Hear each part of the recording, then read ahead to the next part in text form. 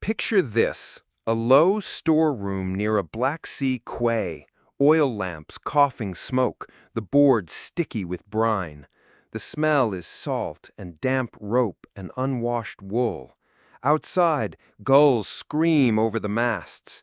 Inside, iron rings rasp against your wrists whenever you move. A dealer tests your hair between two fingers. A scribe murmurs prices. Light hammers through the slats like knives. Imagine the sound of a door bar dropping, fast and final. Imagine the rough texture of sail canvas as they throw it over your shoulders so buyers will not see you cry. You are 15, perhaps younger, and your name will not survive the voyage. They will give you another name, one meant to please a palace. The sea will take the old syllables and keep them. Before we go further, if you like learning the hidden costs of power, the way palaces shape lives in the shadows, consider following and leaving a comment with where you are listening from. These stories are not just about rulers. They are about the people they used and the people who refused to break. You are part of a chain now, literally and not. Captured inland by raiders, brought to the port in a caravan, bargained in a market where bodies are weighed like bolts of silk. Buyers ask about age, teeth, temperament. They speak a language you are only beginning to understand. You understand hands pointing. You understand silver. You understand the way someone looks at you and calculates your future. What comes next is Istanbul. Minarets, water beating itself to lace against the hull. The smell of charcoal bread ovens rising from the shore. The palace appears like a promise and a threat at once. Walls within walls, gardens where you may never walk unless called. Golden grills that hide faces watching from behind. You are delivered to the women's quarters, the labyrinth the city calls the harem. The door closes behind you. The sound is soft, but it is as final as the iron bar in the port. This story is about the girl they will call Turhan, probably born on the northern shores of the Black Sea, taken in youth and sold into the imperial household. It is about how she became pregnant as a teenager by a sultan, gave birth to a child who would be emperor, and then fought to keep both of them alive in a palace where affection is a calculation. It is about how an enslaved adolescent, a mother far too young, took the levers of an empire with bare, steady hands. The world beyond the gilded screens sounds like water. Fountains, laundry rinsed in basins, rain on the marble. The world inside sounds like instruction. Elder women speak in measured voices. Eunuchs move like shadows where men are not supposed to be. You learn to carry a tray without a drop spilling. You learn to keep your face still. You learn the names of rooms and rules and the precise angle of a bow that signals obedience but not stupidity. Your hair is combed with scented oil until it lies smooth. Your hands are softened with salves from Damascus. You are taught music enough to accompany, poetry enough to flatter, letters enough to read a note and remember it on the first pass. You are taught the history of a dynasty you must never question. You are taught silence, the most valuable skill in the building. The harem is not a place of constant whispers and seductions the way 1,000 paintings pretend. It is a school, a court, a city of women with its own guards, its own treasuries, its own laws formed by habit. There are teachers, punishers, spies, midwives, scribes. There is an order of rooms that mirrors the order of power. Nearest the outer doors are the newest girls, the ones who still look back over their shoulders.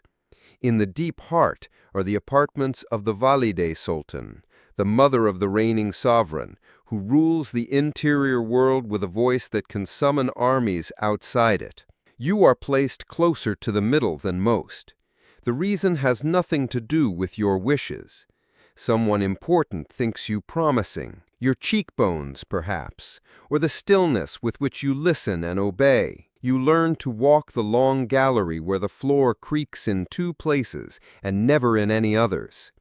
You learn the smell of the black eunuch's incense, the little green-tinted station lamps that mean a senior is coming, the ring of a silver bell that means everyone must kneel.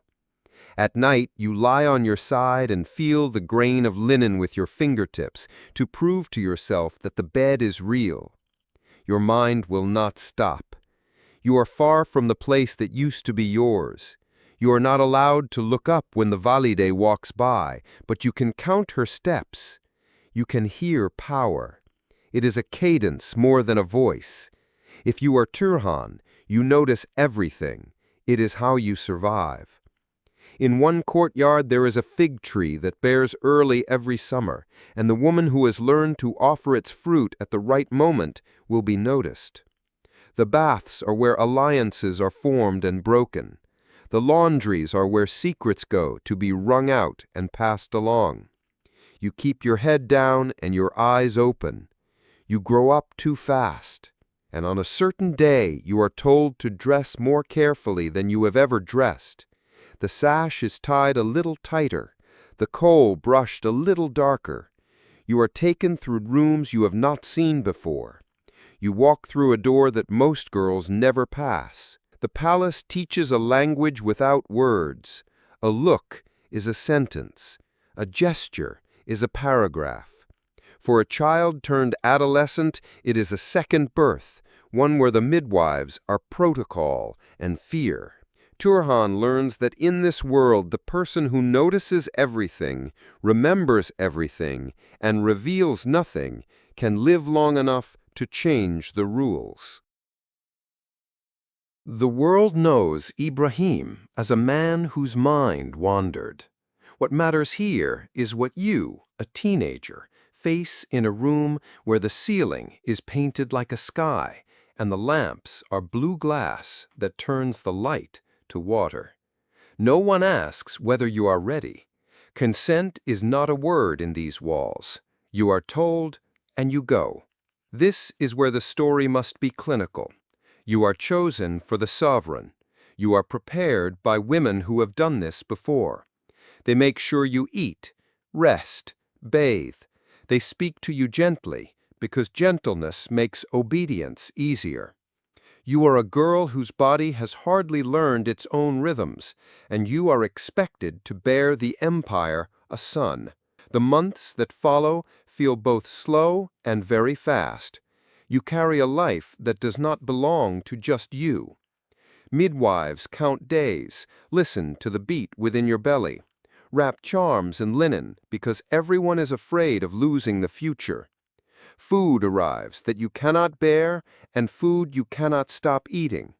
Your world narrows to a few rooms, and within those rooms to the child you are making.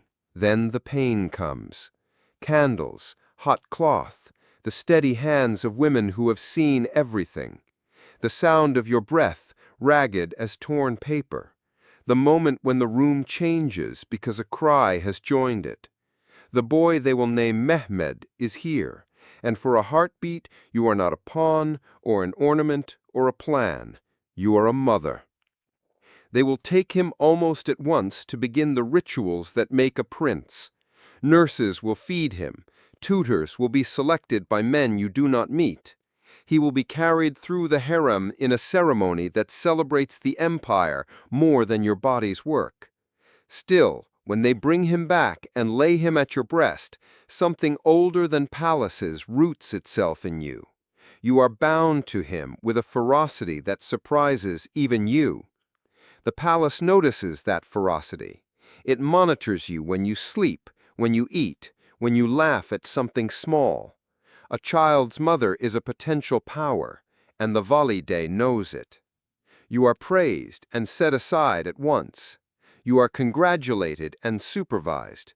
You are given embroideries to keep your hands busy, prayers to keep your tongue safe, special foods to keep your mouth full. The child grows. First, the way all infants do, with fists, with wriggles, with a cry that can silence a hallway. then the way princes do, with tutors in the arts of empire, with toys that are really training, with tales of ancestors who never bled. You watch from a distance, then closer, then from a distance again, as rules allow. A nurse lifts him to you.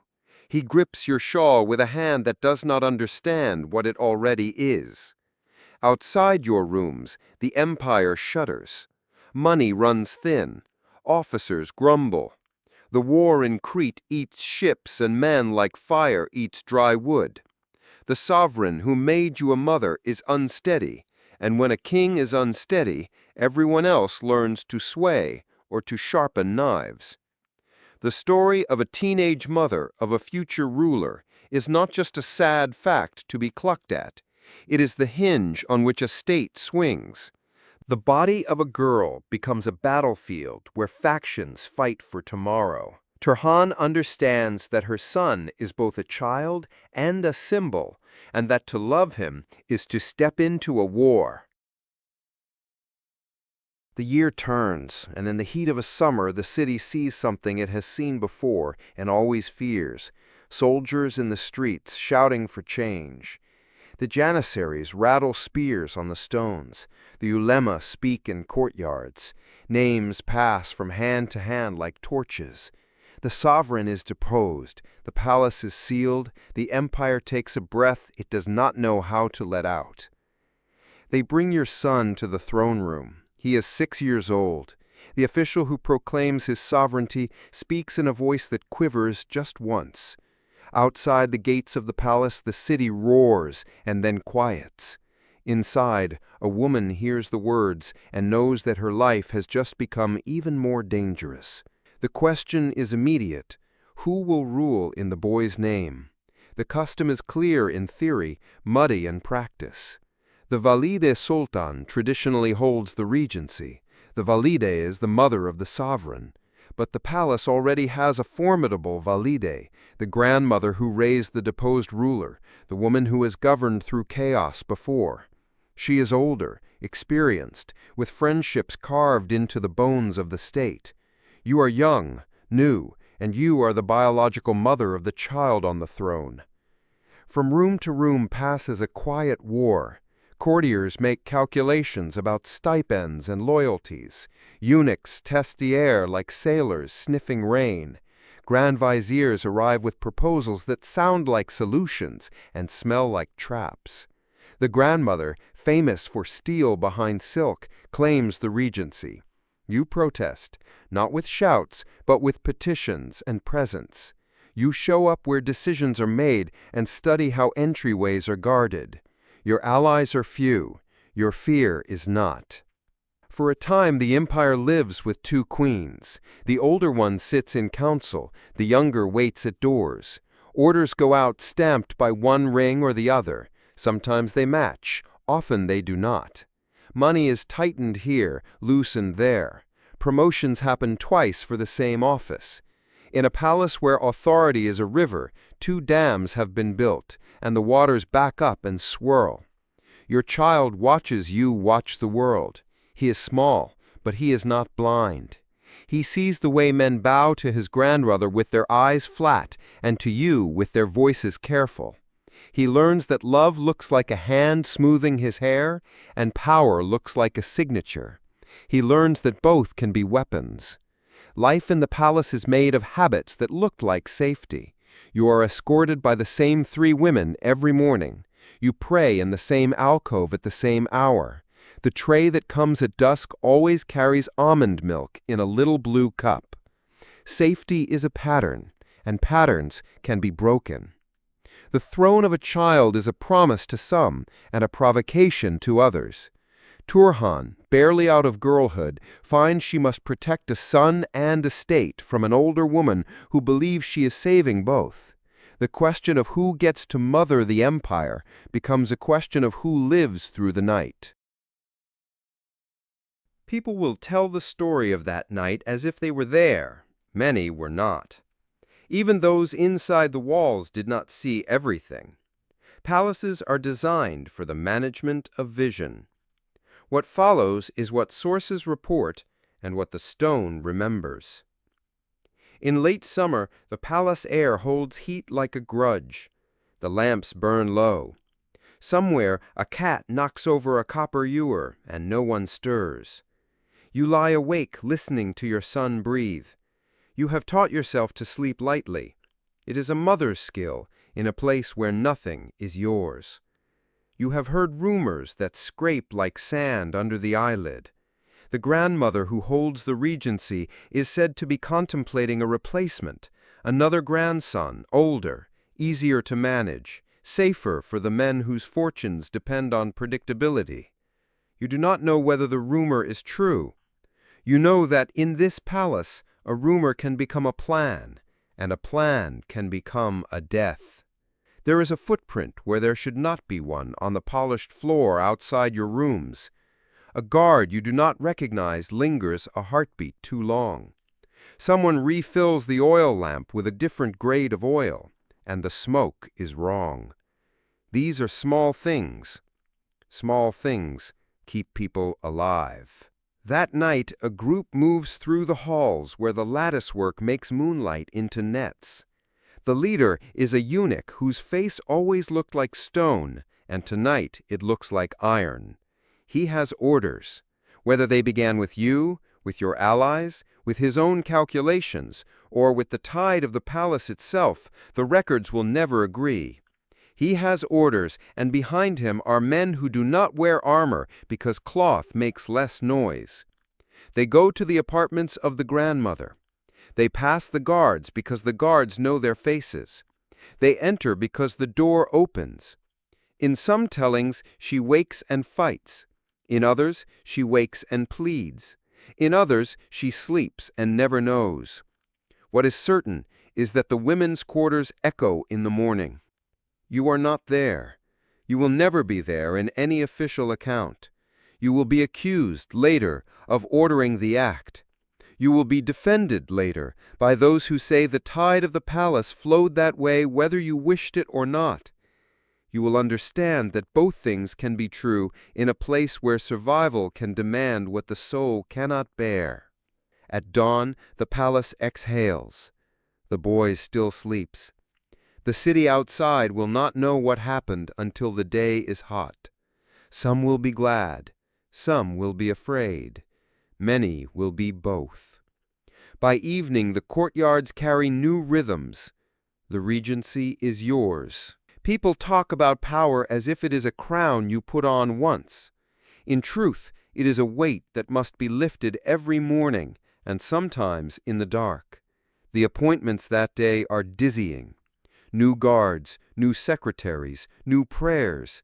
You move through the rooms like a swimmer, pushing through resistance that gives and pushes back.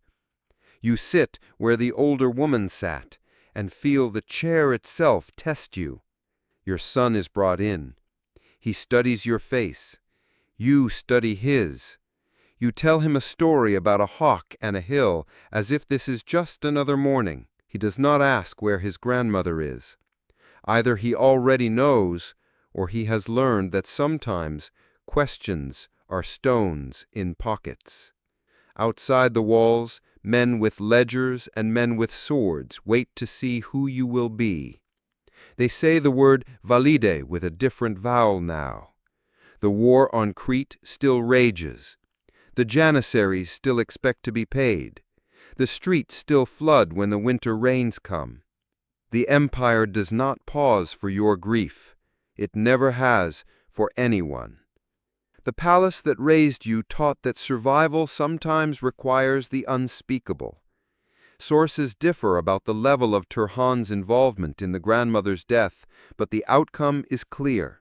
The adolescent mother who entered the harem in chains now sits as regent. The line between self-defense and ambition blurs in the torch smoke. To be a Valide is to receive more petitions than hours. Your day is a procession of pleading and calculation. A widow whose son died at sea asks for a stipend. A pasha reminds you how useful he can be if only he is placed closer to the treasury. A scholar brings you a commentary he hopes you will fund. A carpenter complains that the palace pays late. All of them are telling the truth. None of them are telling all of it. You are not old enough to remember the days when the treasury spilled like a cornucopia. You inherit a state where grain caravans are late, wages delayed, soldiers nervous. You discover that the harem's economy is its own empire. Stipends for women with rank, salaries for eunuchs, dowries for those who will be married out, sour wine for lamps, rose oil for baths, lemon sherbet in summer so fevers break. You cut where you can.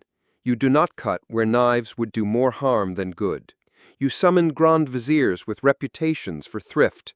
Some prove to be merely thrifty with the state while generous to themselves. They rise and fall swiftly. You restart the books from zero more than once. You learn to read faces the way a general reads maps. The war in Crete is the wound that will not close. Galleys melt into the sea. Venetian cannon pound blockhouses built with stones taken from ruined monasteries. Every victory feels rented. Every defeat feels like a mortgage. You are a mother of a boy, and you are also the mother of a war you did not choose. Your son grows longer in the legs, quicker in the hands. He takes to the hunt. The palace sighs with relief because a sovereign who loves the fields and the forests leaves fewer fingerprints on politics. You approve the hunting trips and the falcons and the horses. You also approve new tutors who translate the hunt into rule, patience, timing, what to release, what to grip. In the harem, you change things that look small and are not. You rotate chamberlains so that no single man becomes a gate. You reward the laundries when rumors move through them slowly.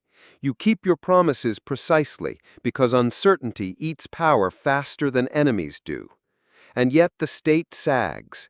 You find yourself in a familiar dream, climbing a stair that keeps adding steps. One morning you understand with cold clarity that you do not have the tools you need. You need a knife that cuts through the knot and a hand that will not tremble. Enter a man with a blunt manner and a calm eye. He has a reputation for severity and clean accounts. He will come if you give him what no one has yet given. Your promise that you will not undercut him when his decisions anger friends you can hardly afford to lose. You listen. You understand what it will cost to keep your word. You agree. His name is Kösem Mehmed. He arrives, takes the seal of office, and goes to work like a carpenter with a list. He pays soldiers on the dot. He fires officials at noon and replaces them by sunset. He orders ships where there have been plans for ships for years. He recaptures the Dardanelles, which is not just a strait, but an artery. He does not flatter. He does not frighten easily. Most important of all, he believes that an empire can be repaired. And you let him do it. You do not use him as a shield and then walk away. You support the decisions that bruise old allies you can hardly afford to lose. You drink sherbet at receptions where men leave with smiles that do not reach their eyes.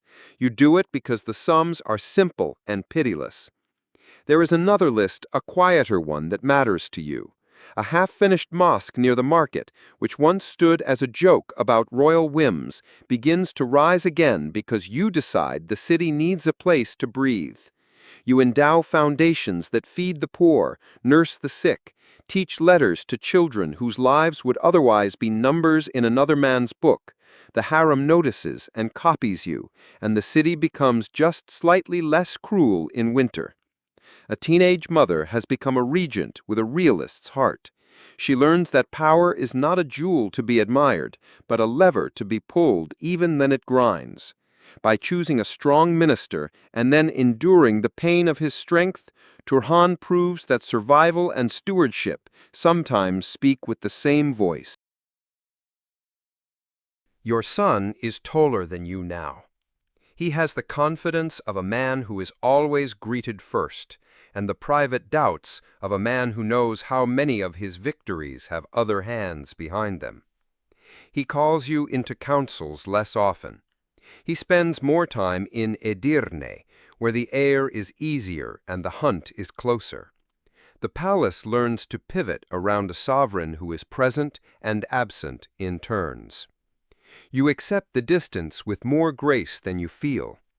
The days are quieter. The nights, too. You write letters that begin with blessings and end with suggestions. You slip in the names of men who should be encouraged and men who might be watched.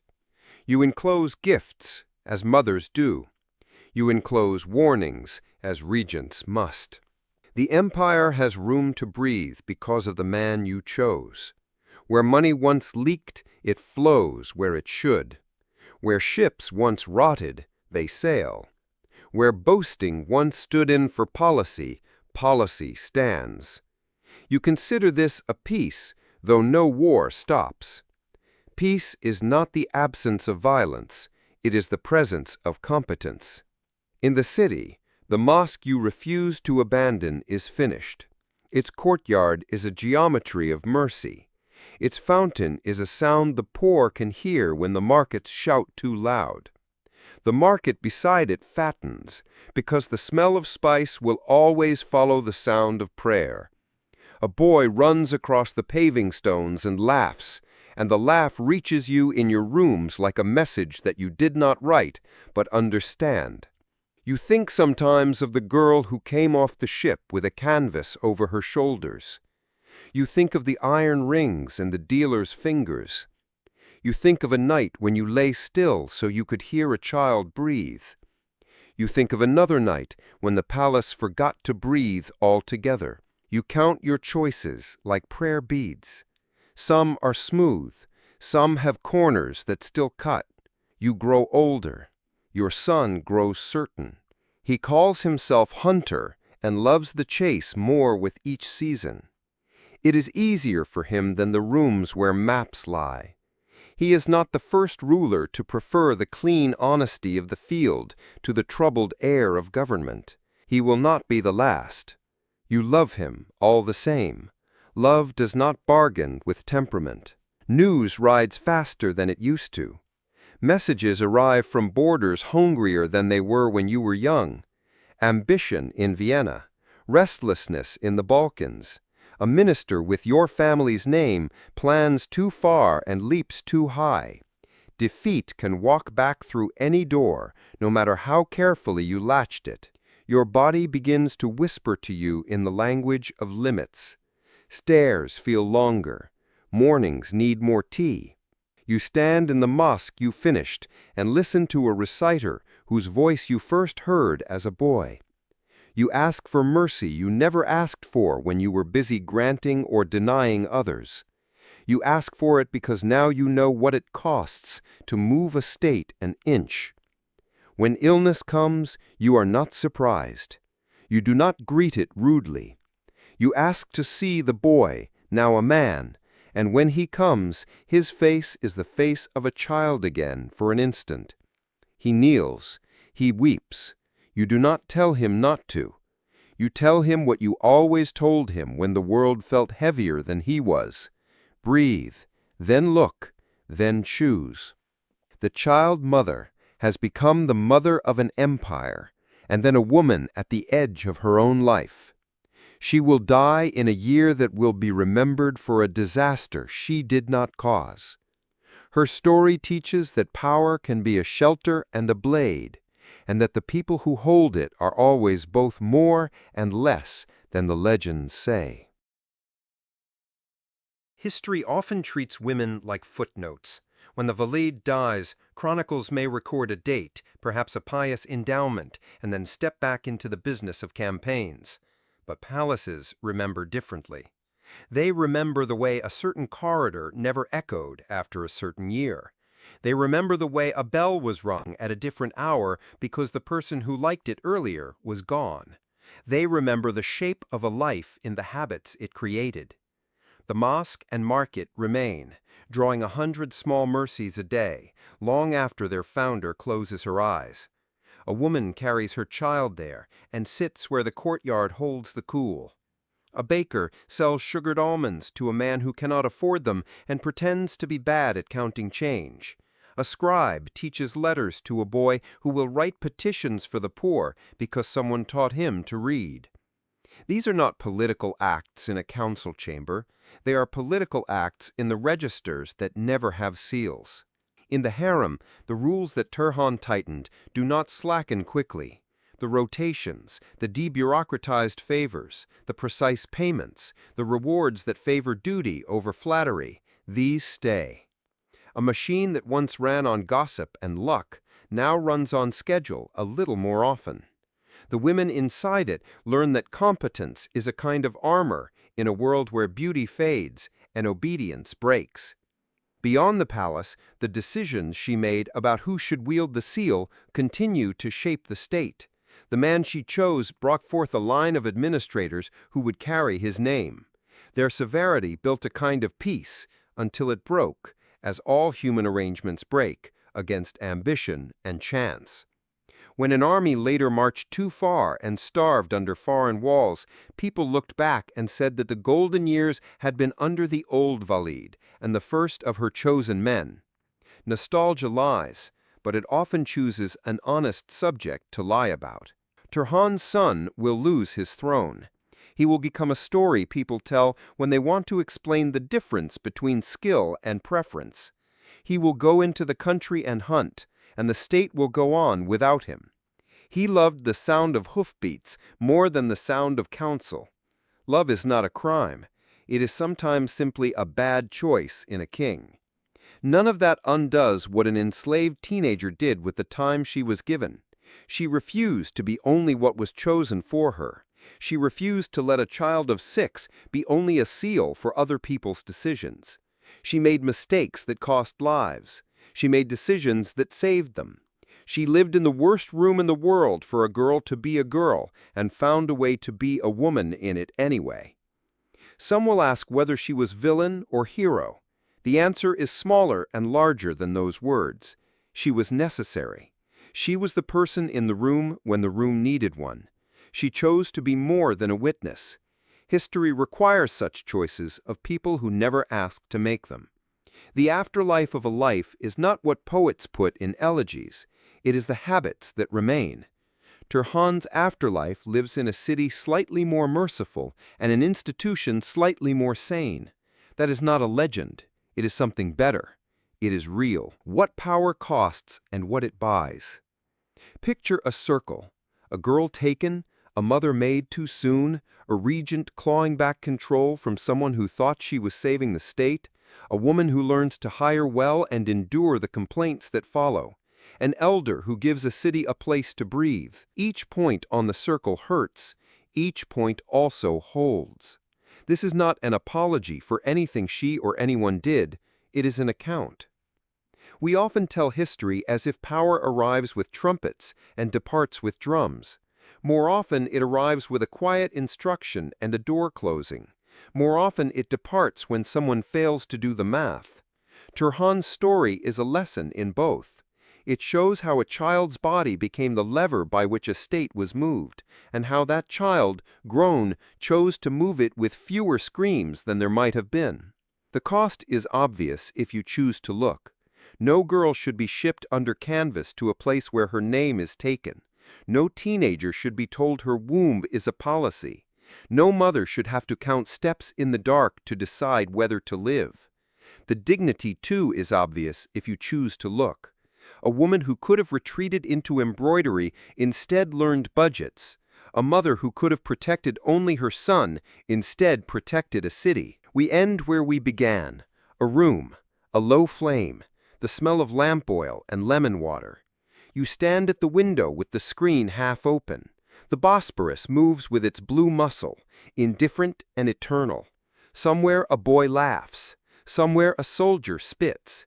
Somewhere a baker curses sweetly at burned sugar. The empire is a machine made of 1,000,000 private lives. You lay your hand on the screen and feel its cool pattern. You choose what you will do next. If you took something from this, share it with someone who still thinks palaces are only marble and light. The marble is there, so is the light, so are the rooms where people paid for it.